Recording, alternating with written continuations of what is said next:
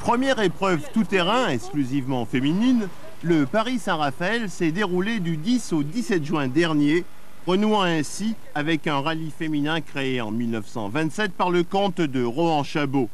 Rallye qui comptera 39 éditions avant son arrêt dans les années 60. Sur un superbe parcours tracé par Jean-Pierre Curère, un habitué des rallyes tout-terrain, le Paris Saint-Raphaël féminin regroupait 30 véhicules dirigés par Jean-Claude Laredo, médecin et écologiste passionné de 4x4.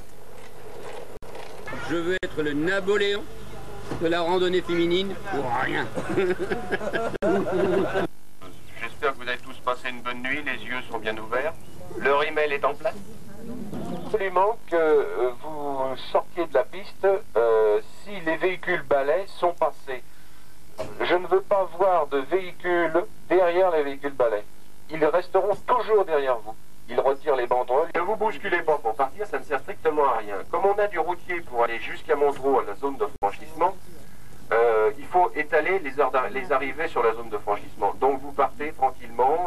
En revanche, si vous n'avez pas du tout accepté, vous n'aurez pas de bonus. Au contraire du rallye original créé en 1927, la nouvelle version du Paris Saint-Raphaël, si elle est toujours réservée aux femmes, ne fait cette fois-ci plus du tout appel au chronomètre pour départager les concurrentes. Il s'agit d'une randonnée tout-terrain entre Paris et la Méditerranée, une semaine à travers la France profonde sur des pistes et des routes choisies pour leurs difficultés. Événement d'ampleur nationale, le Paris Saint-Raphaël allie le sport à l'élégance et fera découvrir le charme et la beauté d'une France inhabituelle, tout en démontrant quotidiennement que les 4x4 en tant que véhicules de loisirs bien utilisés peuvent vivre en totale harmonie avec l'environnement, et ce, dans une période où justement le 4x4 est bel et bien dans la ligne de mire des pouvoirs publics.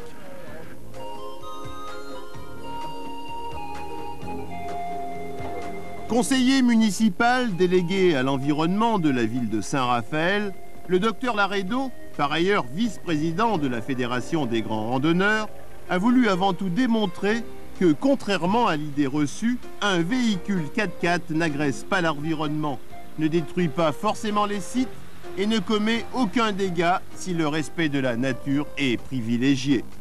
Grâce à un parcours judicieusement tracé par Jean-Pierre Curère, les concurrentes ont pu découvrir une France cachée sans jamais déranger ses habitants. Une performance qui, en une semaine, permettra à la trentaine d'équipages engagés de traverser successivement l'Île-de-France, les confins de l'Orléanais, la Bourgogne, le Nivernais, l'Auvergne, l'Ardèche et enfin la Provence et le Var pour toucher au but le long de la mer à Saint-Raphaël.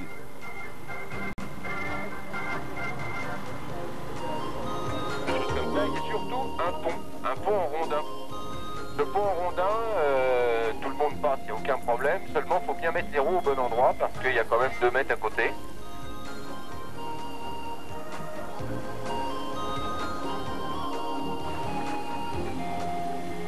De la dernière nouveauté 4x4 à la petite Renault 4 Sympa, c'est tout un échantillonnage complet des tout-terrains vendus en France que regroupait le Paris Saint-Raphaël. Il y avait même des équipes officielles avec mécaniciens, camions et assistance, comme dans le plus important des rallyes du championnat du monde.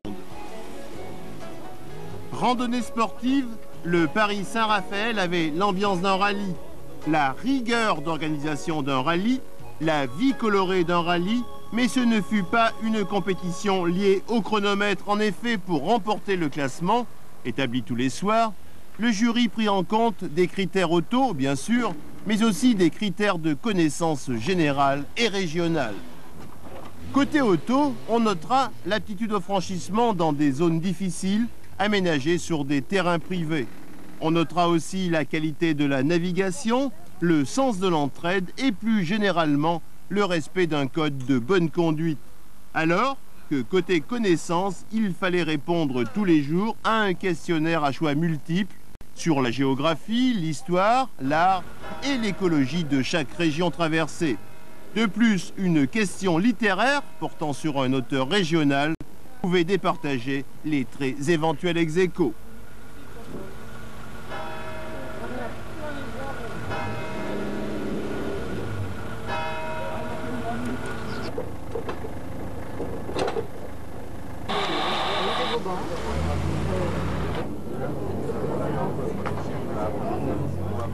À chaque étape, un repas permettait de rencontrer les responsables de la ville, de goûter les plats régionaux et pour les gagnantes de la journée de recevoir d'une manière originale des récompenses en produits locaux.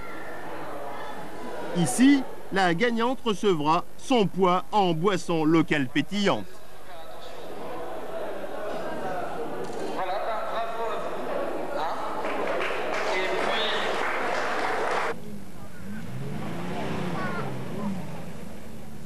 Non, ce que je vous demande, c'est d'éviter les arrêts touristes.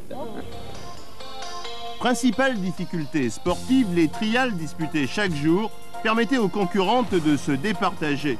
Dans ce genre d'épreuve, il faut franchir les obstacles proposés sans s'arrêter, ni toucher les banderoles qui délimitent le tracé.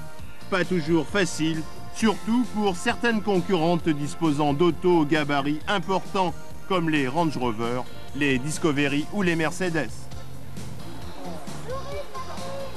Bien que la vitesse n'entre pas en ligne de compte, le Paris Saint-Raphaël se révèle relativement dur et physique. En effet, rouler en tout terrain, 8 jours d'affilée de 8 h du matin à presque 8 h du soir, finit par lasser même les équipages les plus aguerris. De plus, si vous ajoutez à tout ça les problèmes de navigation et les problèmes de questionnaire intellectuel, on comprend mieux que ce ne fut pas exactement un parcours reposant. Cette épreuve aura sans doute permis à la majorité des concurrentes de découvrir la France par des chemins oubliés. Car ce qui est à la portée de nos yeux est souvent ce que nous connaissons le moins bien. Et le parcours, répétons-le, fut un modèle du genre. Un cocktail parfait, alliant le tout-terrain pur et les petites routes bitumées qui depuis longtemps n'avaient connu un tel trafic.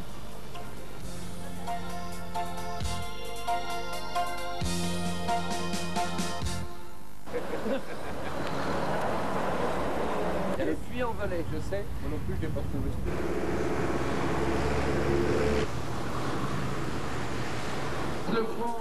Au Puy-en-Velay, un trial artificiel fut même mis sur pied, sur une des places de la ville. Une épreuve où des autos comme l'Overland ou les Santana furent particulièrement à l'aise.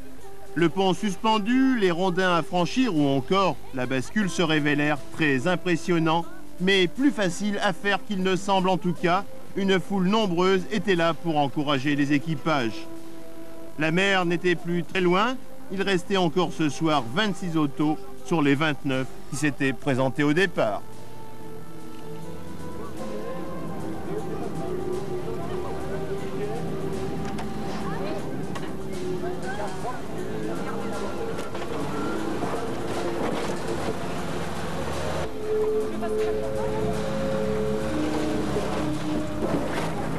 On dirait une piscine. C'est l'enfer. Voilà.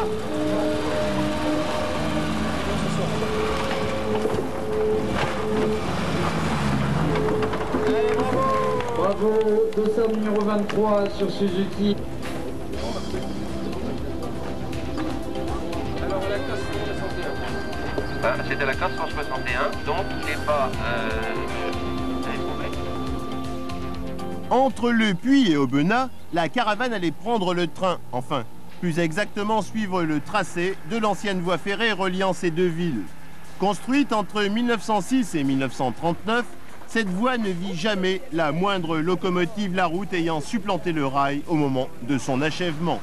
Ainsi, la caravane allait bénéficier d'une voie royale, d'ailleurs restaurée par le 4x4 Club du Velay, qui de viaduc en tunnel nous conduisit à Issarles, puis Aubenas, à travers un superbe plateau entrecoupé de nombreuses rivières.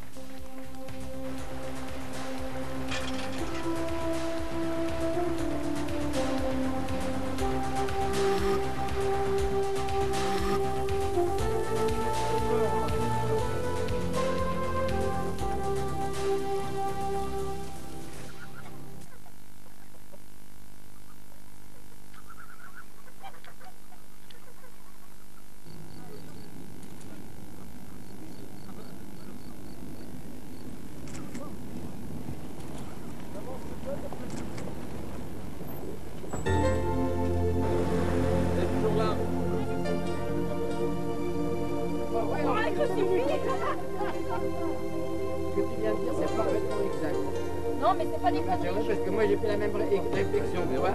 Ah, je sais pas, ça c'est une carte. Regarde, oui, non, regarde un peu. Je fais pas partie du lot, tu le sens pas quand même. Ça veut dire ça. Ah oui, non, mais je garde des sauts. Ah oui, voilà, ouvert le jour. Ah, mais c'est les stations. Tu peux me retrouver ce que tu avais? Mais non, ici, le ciel, ça. Il n'y a pas tous les éléments communs au village. Et ça, c'est assez étonnant. Faut rentrer quand même, ça va pas nous récent. Oui, regarde ça.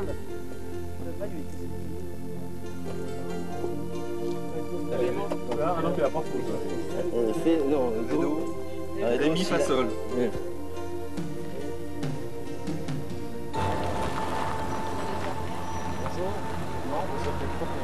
Après une dernière assistance pneumatique, les concurrents allaient enfin rejoindre les rivages de la Méditerranée après 1300 km de pistes et de chemins à la découverte d'une France inhabituelle et ô combien attachante.